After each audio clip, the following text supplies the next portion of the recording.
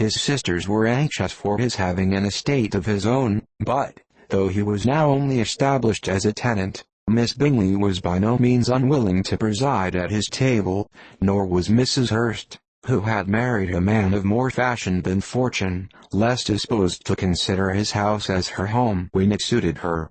Mr. Bingley had not been of age 2 years, when he was tempted by an accidental recommendation to look at Netherfield House. He did look at it, and into it for half-hour was pleased with the situation in the principal rooms, satisfied with what the owner said in its praise, and took it immediately. Between him and Darcy there was a very steady friendship, in spite of great opposition of character.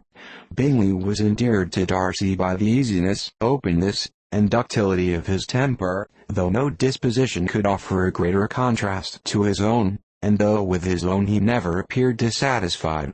On the strength of Darcy's regard, Bingley had the firmest reliance, and of his judgment the highest opinion. In understanding, Darcy was the superior. Bingley was by no means deficient, but Darcy was clever. He was at the same time haughty, reserved, and fastidious, and his manners, though well-bred, were not inviting. In that respect his friend had greatly the advantage.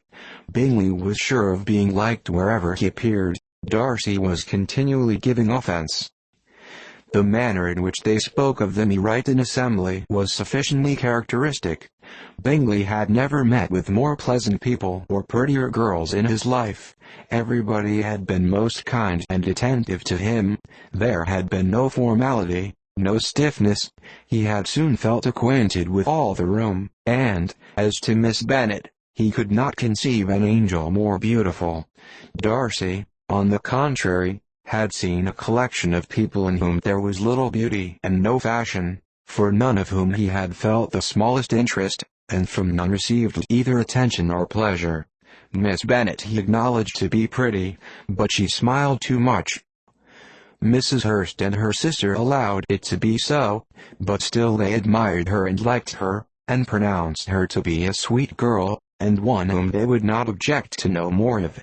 Miss Bennet was therefore established as a sweet girl, and their brother felt authorized by such commendation to think of her as he chose.